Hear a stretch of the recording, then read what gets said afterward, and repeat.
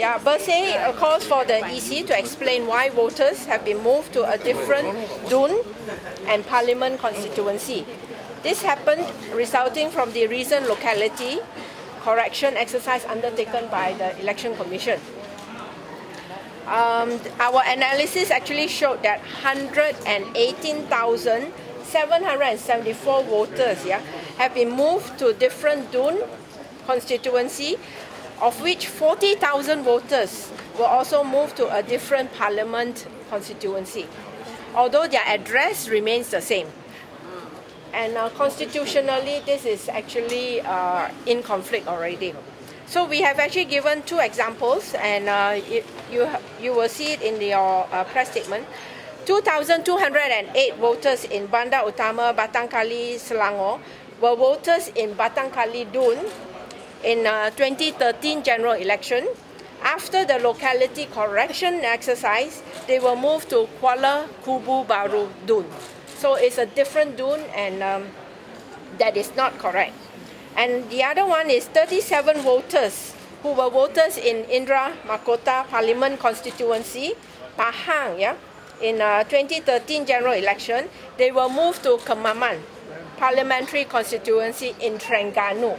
That means you actually throw the voters from one state to another state. So because of this, the number of voters moved in several Dun and Parlimen constituencies are large enough to affect the outcome of an election.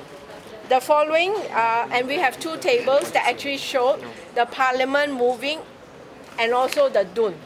Yeah. So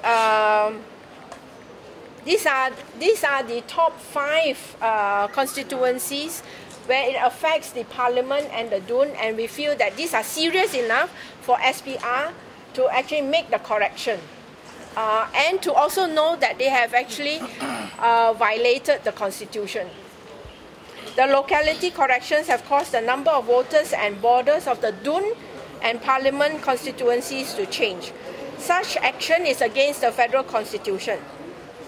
Additionally, it has also caused confusion among the voters on voting day because their polling station may have been changed. For example, in Kuala Kangsar by-election, Bersih actually received several complaints from voters who were turned away from the polling station because they were moved to another neighboring constituency of Padang Rengas. So the shifting of voters also caused gross inconvenience to the affected citizens, people's representatives, and local authorities when addressing local council issues. So we have two demands to the SPR. One is to explain specifically and give us the reasons for the correction of each locality in order for voters to assess and verify the changes.